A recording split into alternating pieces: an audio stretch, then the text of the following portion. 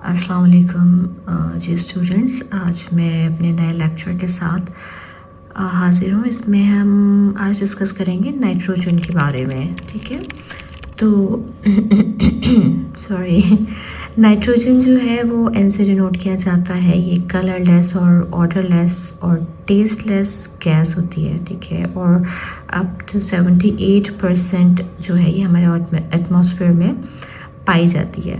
ठीक है, ये एक इनर्ट डायटोमिक मॉलिक्यूल है। इनर्ट का मतलब हो गया कि गैर फ़ाल, यानी कि ये आम हालात में जो है कोई रिएक्शन नहीं करता। ठीक है, किसी किस्म का रिएक्शन ये नॉर्मली नहीं करता, तो इसलिए कहा जाता है कि under normal condition making it non reactive. ये इनर्ट डायटोमिक होने की वजह से जो है नॉन रिएक्टिव है। ठीक है, नेचुरल अक्यूरिंग मिनरल ऑफ नाइट्रोजन जो हैं वो सॉल्ट पेटर्स कहलाते हैं ये।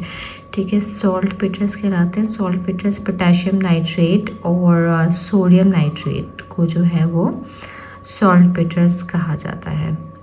ठीक है, अब हम बात करते हैं इसकी लैब प्रिपरेशन के बारे में। तो बाय हीटिंग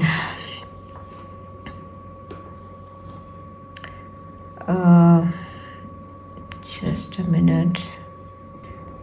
तो इसमें यह है कि जब हम अमोनियम क्लोराइड और सोडियम नाइट्राइड का रिएक्शन करवाते हैं तो हमें हासिल होता है अमोनियम नाइट्राइड और सोडियम क्लोराइड।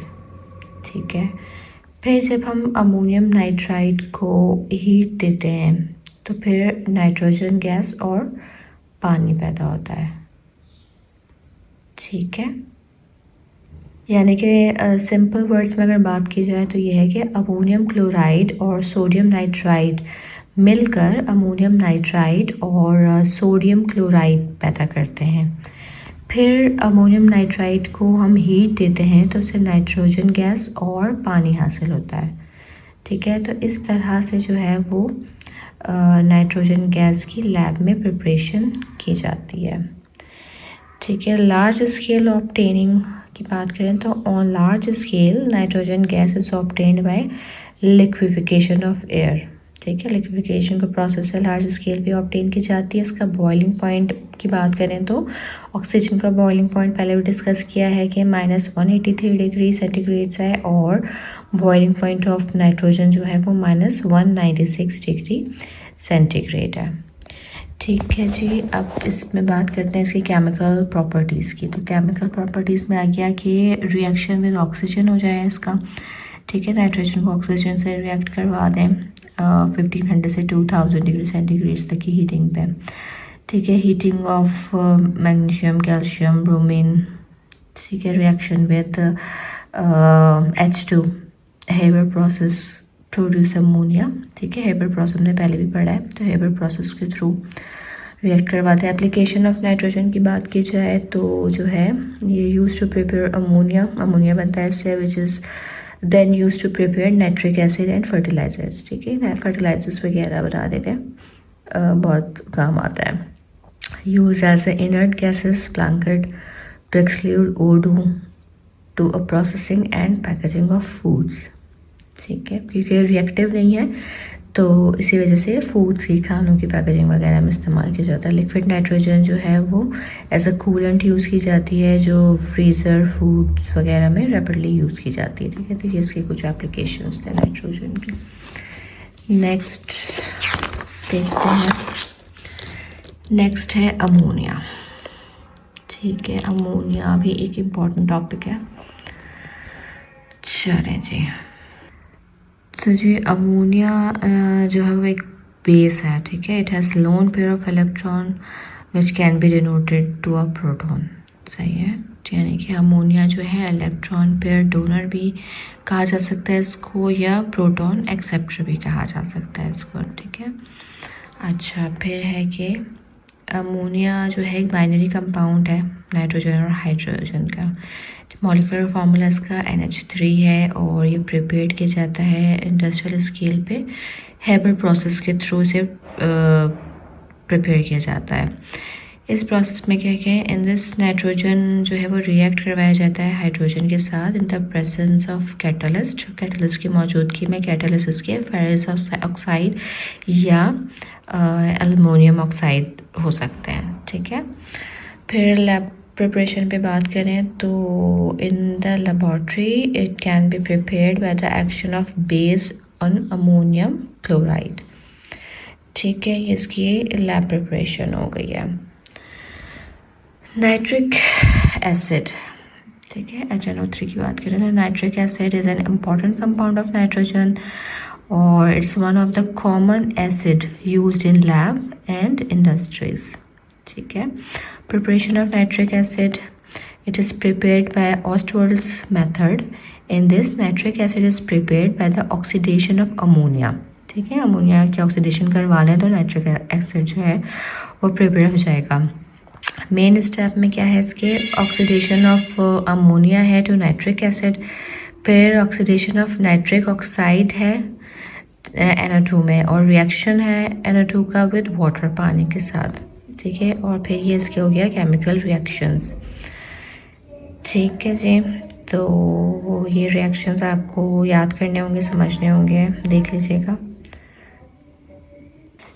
ठीक है, चलें जी।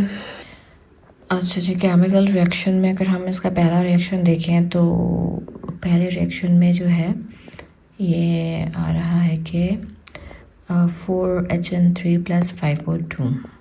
ये क्या चीज़ है कि ये अमोनिया है, अमोनिया और ऑक्सीजन का हम रिएक्शन करवा रहे हैं आपस में। ठीक है, तो जिसके नतीजे में क्या होगा कि इसके नतीजे में अमोनिया और ऑक्सीजन से जो चीज़ मिलेगी वो नाइट्रोजन ऑक्साइड और वाटर, ये दो चीज़ें हमें मिलेंगी इसके रिएक्शन करवाने से। ठीक है, इसमें क्या हो रहा है कि अमोनिया ऑक्सीजन के साथ मिलकर नाइट्रोजन ऑक्साइड और पानी पैदा कर रहा है।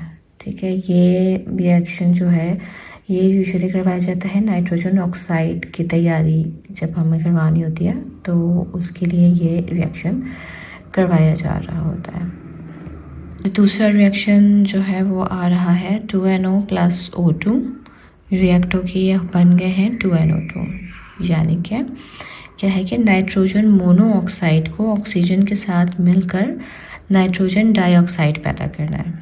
ठीक है, ये जो रिएक्शन है ये यूजुअली जो है कि एनवायरनमेंट में पॉल्यूशन का सबब बन रहा होता है, पॉल्यूशन वगैरह पैदा होती है क्योंकि नाइट्रोजन डाइऑक्साइड का ज़्यादा होना माहौलियाती मसाइल जैसे कि स्मोक या फॉग, ठीक है, इस तरह से जो होता है फ़िज़ाई आलूदगी कह लें कि इसका सबब ये बन रहा होता है। ठीक है, तो ये दूसरा एक रिएक्शन हो गया। थर्ड में है कि जो है नाइट्रोजन डाइऑक्साइड और पानी H2O आपस में जो है वो रिएक्ट करते हैं। इस रिएक्शन के नतीजे में नाइट्रिक एसिड और नाइट्रोजन मोनोऑक्साइड बनते हैं। ठीक है, ये जो प्रोसेस है, रिएक्शन है, ये आमतौर पे जो है नाइट्रोजन ऑक्साइड्स की मौजूदगी में होता है, जैसे फ़िज़ा में या सनती अमलों में। ठीक है, बड़े उसके ऊपर किया जा रहा होता है खुले उसमें। नाइट्रिक एसिड जो है इंतहाई अहम इंडस्ट्रियल कीमियाई मरकब है जो खातों और धातों की सफाई या दीगर केमिकल जो भी प्रोसेस होता है उनमें इस्तेमाल किया जाता है इंडस्ट्रियली भी। ठीक है, और ये रद्दमल भी जो है फ़िज़ाई आलूदगी या स्मोक वगैरह के मसाइल पैदा करता है क्योंकि नाइट्रोजन ऑक्साइड्स, जैसे कि पहले भी बात हुई थी कि नाइट्रोजन ऑक्साइड्स की ज़्यादती जो है वो माहौलियाती मसाइल का सबब बनती है।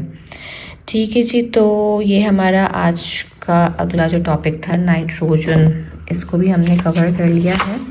ठीक है, कोई भी आपके सवाल हो आप मुझसे पूछ सकते हैं, कमेंट कर सकते हैं। डिस्क्रिप्शन में जो है वो ईमेल गिवन है, आप ईमेल पे भी रब्ता कर सकते हैं। अगर आपको ये नोट्स जो हैं वो प्रिंटेड फॉर्म में चाहिए, PDF फॉर्म में चाहिए, PDF फॉर्म में, ठीक है, तो उसके लिए भी आप मुझे ईमेल कर सकते हैं।